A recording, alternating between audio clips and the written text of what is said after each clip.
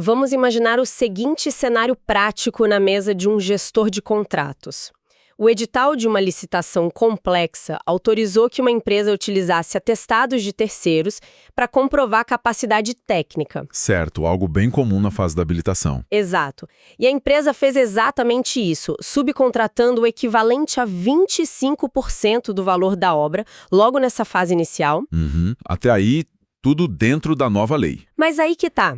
Meses depois, já na fase de execução, essa mesma empresa protocola um pedido para subcontratar mais 30% de serviços acessórios. Nossa, Pois é, a matemática simples sugere que 55% do objeto público, ou seja, mais da metade do contrato estaria nas mãos de quem sequer venceu a licitação? uma situação complexa. Muito.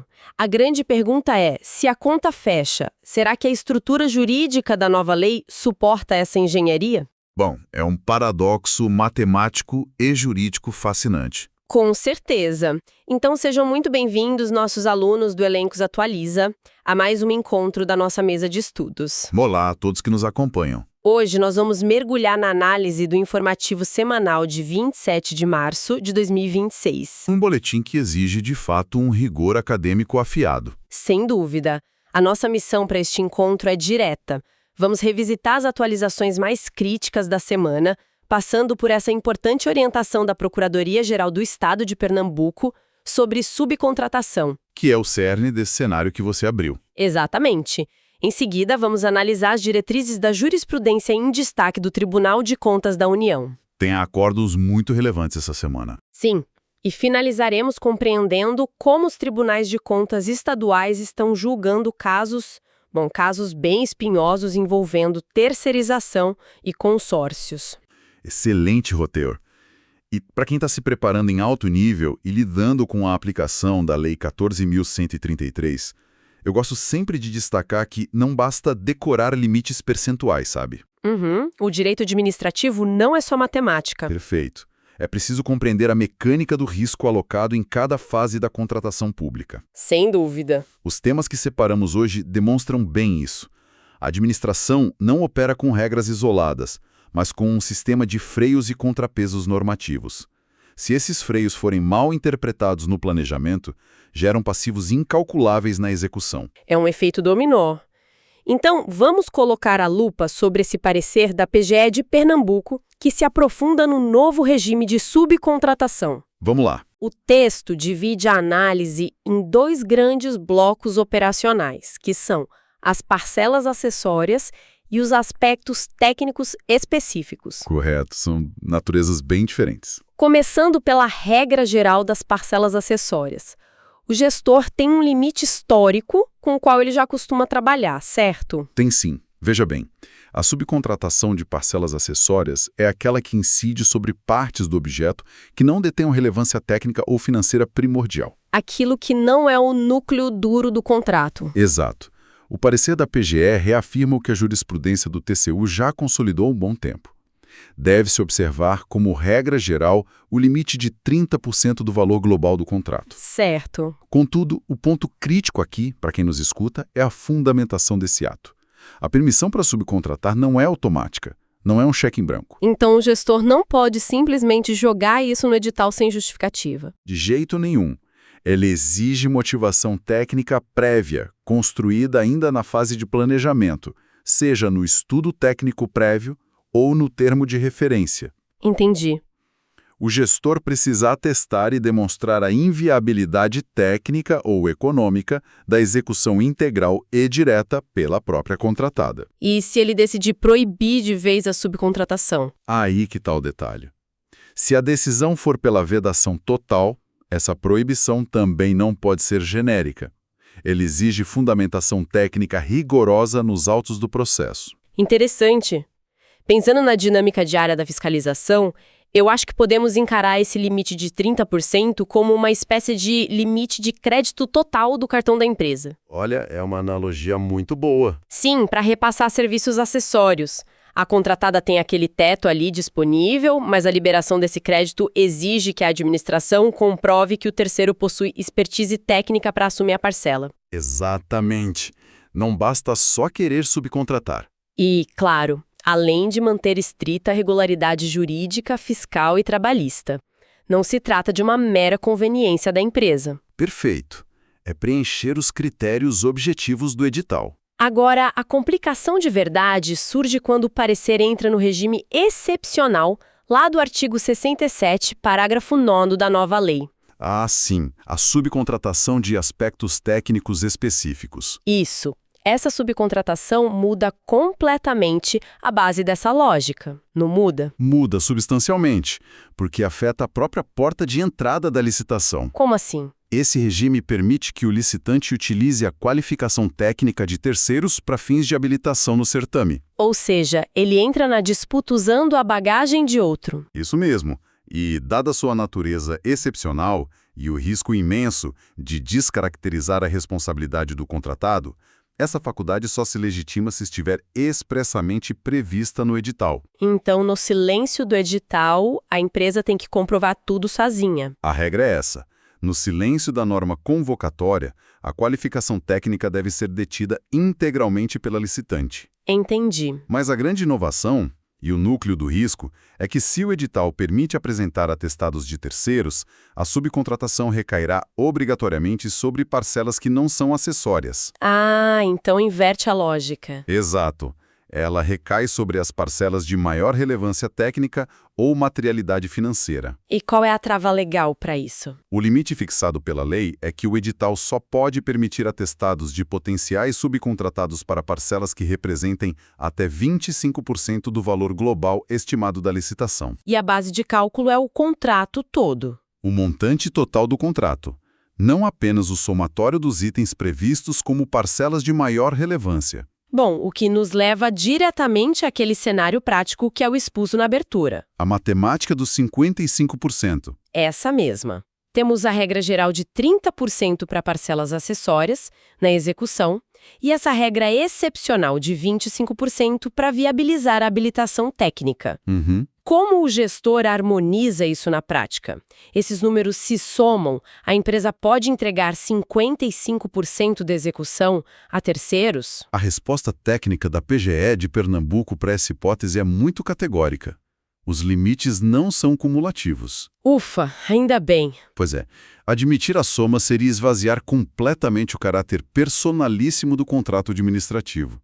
O limite de 25% é uma baliza a ser aferida lá na fase de planejamento. Certo, para viabilizar a entrada... A finalidade é exclusivamente viabilizar a habilitação técnica, ampliando a competitividade sem comprometer a segurança. E os 30%? Já o limite de 30% atua como teto global de subcontratação na fase de execução. Então, engole o outro. Em termos práticos, sim.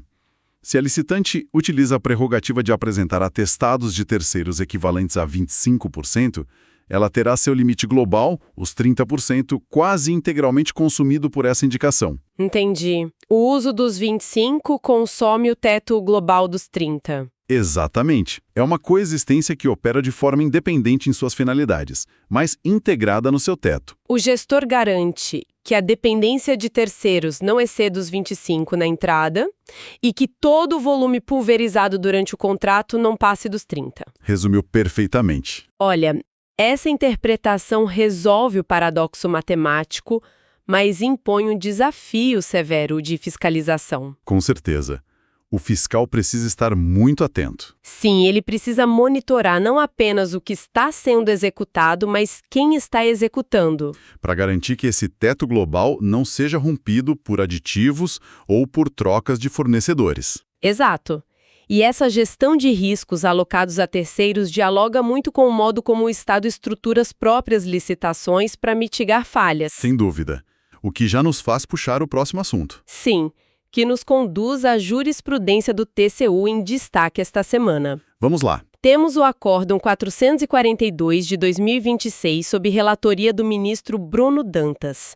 Ele aborda exatamente a distribuição de riscos, mas sobre uma outra ótica. A ótica da divisão do objeto e do tratamento diferenciado para as pequenas empresas. Exato, o direito de preferência para microempresas e empresas de pequeno porte em obras e serviços de engenharia. A controvérsia nesse julgado é fundamental para a estruturação de editais. E qual era o cerne da discussão? A questão central era definir qual valor deve ser considerado para afastar o tratamento diferenciado AME e EPP quando a licitação é dividida em itens ou lotes independentes. A dúvida era se a administração olha para o bolo todo ou para a fatia. Perfeito. Avaliar o valor global do certame ou o valor específico de cada lote. Mas, bom, analisando a essência da norma, se a administração fatia uma obra gigantesca em lotes menores, o vulto global daquele empreendimento não desaparece. É um ponto de vista válido. A lei tenta afastar as pequenas empresas de obras de altíssima complexidade justamente por não terem lastro financeiro, certo? Historicamente, sim. Então, avaliar apenas o valor do lote não abre uma brecha para uma microempresa assumir um risco que ela não suporta dentro da engrenagem de uma obra que, no todo, é de grande vulto? Como o TCU justificou a base jurídica disso? O raciocínio do risco sistêmico que você trouxe faz muito sentido. Mas o TCU firmou o entendimento apegando-se à literalidade e à finalidade estrita da norma. E o que diz o acórdão? A decisão estabelece que, em licitação de obras e serviços de engenharia, dividida em itens ou lotes, que resultem em contratações independentes, o critério para afastar o tratamento diferenciado, conforme o artigo 4º, parágrafo 1º, inciso 2, da Lei 14.133, deve ser o valor estimado de cada item ou lote. E não o valor global. Não o valor global. O argumento da Corte é que, embora o objetivo da norma seja evitar que essas empresas concorram com vantagens em empreendimentos de grande vulto, quando a própria administração estrutura o certame em serviços autônomos, há um reconhecimento institucional ali. Reconhecimento de que a fatia é administrável. Exato. De que a complexidade, a exigência de lastro e o risco de inexecução estão delimitados e isolados em cada contratação específica. Então, se o lote é realmente independente, o risco de contágio de uma eventual falha da AME no projeto global é, pelo menos em teoria, contido pelo planejamento. Isso. Mas aí o planejamento assume mais uma vez o protagonismo absoluto. Se o lote não for verdadeiramente autônomo, o gestor criou um problema estrutural gigante. O calcanhar de Aquiles é sempre o planejamento. Sem dúvida. Ainda no tema de obras e do risco de inexecução, temos o Acórdão 456 de 2026. Relatado pelo ministro Benjamin Zimler. Isso. O foco aqui é a medição da administração local em obras públicas. Sabemos que é uma prática comum e, francamente, muito mais cômoda para a fiscalização medir a administração local como um valor fixo mensal. Dá uma previsibilidade muito conveniente, né? Exato. Mas qual é a ofensa jurídica que o plenário enxerga nessa comodidade? A ofensa é direta ao princípio da liquidação regular da despesa. Não pode pagar o que não avançou. Perfeitamente. A previsibilidade administrativa não pode se sobrepor à materialidade do que foi efetivamente executado. E o que o TCU determinou? O plenário foi cirúrgico. Determinou que os editais de licitação de obras públicas devem prever critério objetivo de medição para a administração local.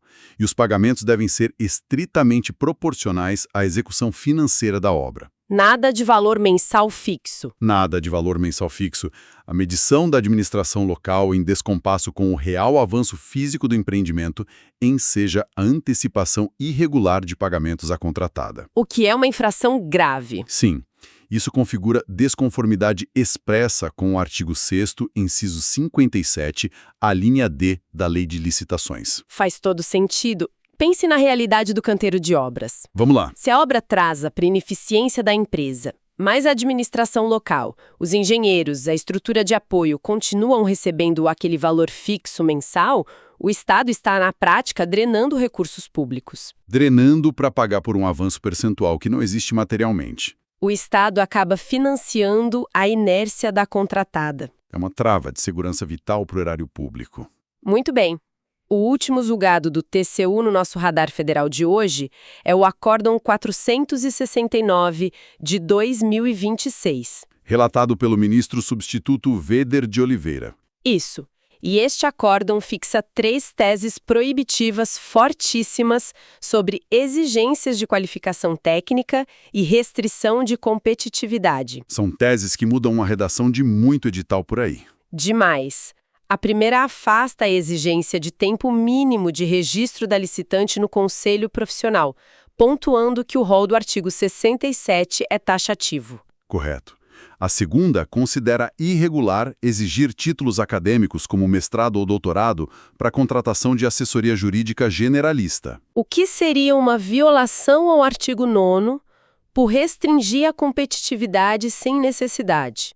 Exato. Serviço generalista não exige título de doutor. Mas a terceira tese é a que mais me chama a atenção, porque ela desestabiliza a cultura de quem elabora termos de referência. A composição da equipe mínima? Exatamente. O acórdão diz que é irregular fixar uma composição mínima da equipe técnica responsável pela execução do objeto. O TCU aponta violação à Instrução Normativa SEGES MP5 de 2017. E por que isso gera tanto choque? Porque, historicamente, o gestor gosta de amarrar isso. Ele exige, digamos, 5 profissionais sêniores e 3 plenos, justamente para garantir que o serviço não vá colapsar. Uma falsa sensação de segurança. Mas aí eu preciso colocar uma lente crítica aqui. Se a administração é proibida de fixar essa equipe mínima, como ela segura a prestação do serviço? Insuficiente e o serviço, no fim das contas, falhar. Essa é a mudança de paradigma que mais gera resistência nos órgãos públicos.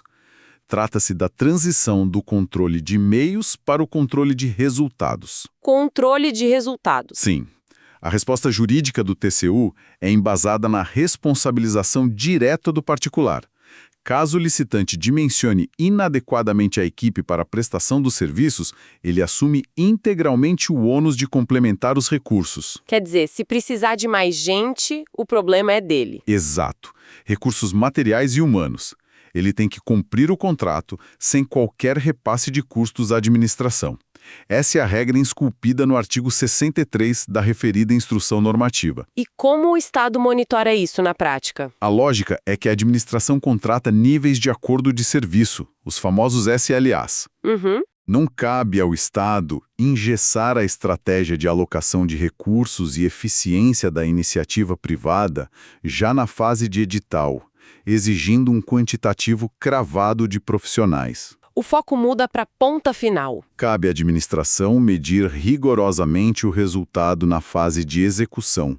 O risco do dimensionamento é transferido 100% ao particular. Então, se ele colocar menos profissionais do que devia e a qualidade cair, aplica-se a glosa no pagamento. Glosa, multa e, no limite extremo, a rescisão contratual. É a velha máxima de comprar a viagem e não o veículo. Uma ótima forma de resumir a diretriz do TCU. Bom, se a gestão de riscos na formação da equipe gera tanto debate na esfera federal, quando a gente desce para execução de serviços essenciais nos estados, a tensão entre as doutrinas clássicas e a necessidade prática fica ainda mais evidente. O mundo real dos municípios e estados impõe desafios singulares. O que nos leva à nossa análise final do Boletim de Informações sobre as decisões dos Tribunais de Contas Estaduais. Vamos observar como os TCEs estão lidando com terceirizações e consórcios. O TCE do Rio Grande do Norte, por exemplo, no Acórdão 91 de 2026, enfrentou uma consulta sobre a contratação de MEI, os microempreendedores individuais. Para a execução de serviços públicos, uma consulta extremamente atual. Sim. O que eles decidiram? O TCE do Rio Grande do Norte definiu condicionantes rígidas. A decisão estabelece que, com base na Lei Complementar 123 de 2006, é sim viável a contratação administrativa de MEI para a execução de serviços. Ótimo, abriu a porta. Mas impôs uma barreira de contenção pesada. Qual seria? É absolutamente vedada a terceirização de serviços, ainda que se trate de atividade meio, que sejam inerentes às categorias funcionais abrangidas por plano de cargos do quadro de pessoal do próprio órgão. Ah, claro. Salvo expressa disposição legal em contrário. O tribunal quer evitar a burla ao concurso público maquiada de contratação de microempreendedor. Uma pejotização no serviço público, basicamente. Exato. Mas a virada operacional desse julgado está na via sugerida para formalizar essa relação. Sim, a corte aponta para o sistema de credenciamento. O credenciamento é a chave aqui. Mas veja bem, considerando a natureza do credenciamento, que pressupõe inviabilidade de competição porque a administração quer contratar todos os que preencham os requisitos, como isso se aplica especificamente ao universo dos pequenos negócios sem ferir a isonomia? A aplicação se dá pela especialização do instrumento. O TCE destacou a legalidade do credenciamento fundamentado no artigo 79 da Lei de Licitações. Certo. E foi além. Confirmou que esse credenciamento pode ser direcionado exclusivamente para MEI, MEI e EPP, sem qualquer restrição prévia ao âmbito local ou regional. Muito interessante. O que a lei exige é que essa exclusividade esteja autorizada em legislação do ente federativo ou em regulamento específico, respeitando sempre os limites financeiros legais de tratamento diferenciado. Na prática, então, o gestor cria um cadastro paralelo e contínuo de prestador de serviço individuais para demandas pulverizadas. Exato. Garantindo a inclusão sem precisar de um processo licitatório competitivo tradicional a cada nova necessidade. É uma ferramenta de capilaridade enorme para a gestão local. Muito útil para a rotina administrativa. Agora, analisando o processo 10.955 do TCE do Ceará, eu confesso um certo desconforto técnico. Imagino qual seja o ponto. A área da saúde. Exato. O pleno desse tribunal analisou a contratação de mão de obra por meio de cooperativas de trabalho para serviços essenciais de saúde. E validou a prática? Espera um pouco. Contratação de cooperativas de trabalho para atividade fim da administração e na saúde. Sim, atividade finalística. Mas isso colide frontalmente com a vedação histórica de terceirização de atividades inerentes ao Estado. Como a Corte de Contas valida uma manobra que afeta o núcleo da prestação de serviço público? O seu desconforto reflete o embate clássico do direito administrativo. É super compreensível. Obrigada. Contudo, o rigor técnico nos obriga a acompanhar a evolução da jurisprudência em face da escassez de recursos estatais. O TCA do Ceará baseou a legalidade dessa prática em parâmetros superiores definidos pelo Supremo Tribunal Federal. Tem aval do STF, então? Tem.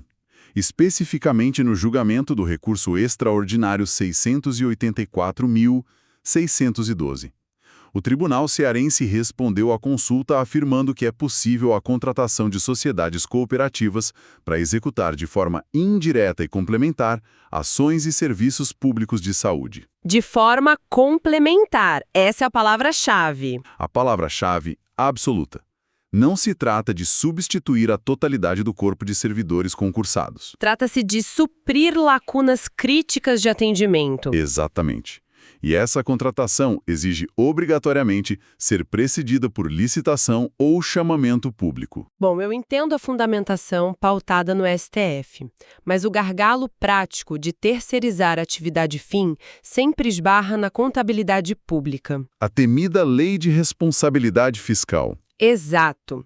Como os prefeitos absorvem o custo desses médicos e enfermeiros cooperativados sem explodir o limite de gasto com pessoal previsto na LRF e, consequentemente, sem sofrerem sanções ou até processos de impeachment. É uma preocupação real e é exatamente nesse ponto que o acórdão traz a solução técnica para a viabilidade orçamentária. Qual é a regra contábil transmitida? O TCE do Ceará definiu a regra exata.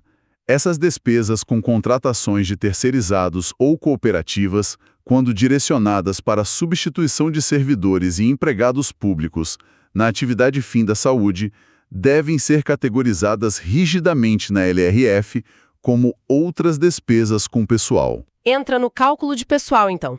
Sim, na codificação orçamentária, isso entra no elemento de despesa 34. Certo. Dessa forma, a despesa compõe o cálculo do limite de pessoal, garantindo a transparência e impedindo que a contratação de cooperativas seja usada como um artifício contábil para maquiar o real inchaço da máquina pública. A transparência fiscal atuando como freio para a terceirização desenfreada. Em freio indispensável. Com certeza. Bom, para encerrarmos a análise das cortes estaduais, temos apontamentos rápidos e cirúrgicos envolvendo consórcios e regimes próprios de previdência. Temas sempre em pauta nos municípios. O Acórdão 248 de 2026 do TCE do Paraná abordou os consórcios públicos atuando como gerenciadores de sistema de registro de preços. E o que ficou consolidado? A tese consolida que, uma vez registrada a ata, há obrigatoriedade de celebração de contratos autônomos para os entes consorciados contemplados. Faz sentido. A ata não substitui o contrato autônomo. Isso. E isso dispensa a instauração de uma nova fase preparatória da licitação em cada município, o que agiliza muito, mas tem um alerta severo. Sobre o empenho. Exato.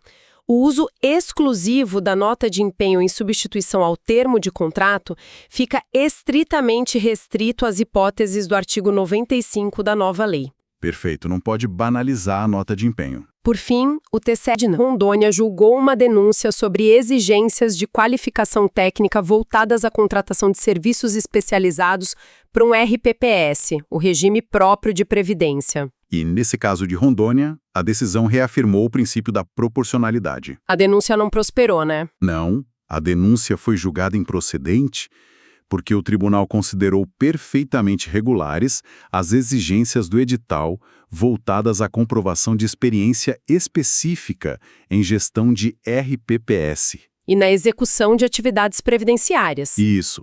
A fundamentação técnica repousa no fato de que o mercado previdenciário possui nuances regulatórias muito severas. Não dá para entregar para aventureiros. De jeito nenhum. Exigir experiência prévia na área não é restringir a competitividade ilegalmente, mas sim preservar o interesse público, adequando a exigência à alta complexidade do objeto licitado. Se o objeto é complexo, a qualificação exigida deve ser o espelho exato dessa complexidade. Exatamente. O espelho da complexidade. Bom, chegamos ao momento de sintetizar o percurso da nossa mesa de estudos de hoje. Passou rápido. Muito. Em um panorama rápido das atualizações, para quem nos escuta, nós partimos do entendimento de que os limites de 25% para habilitação técnica por terceiros e de 30% para subcontratação na execução operam de forma independente nas finalidades. Mas integrada nos tetos. Exato. Vimos também que o valor limitador para preferir M e EPP em licitações divididas é aferido pelo lote. Pelo lote autônomo.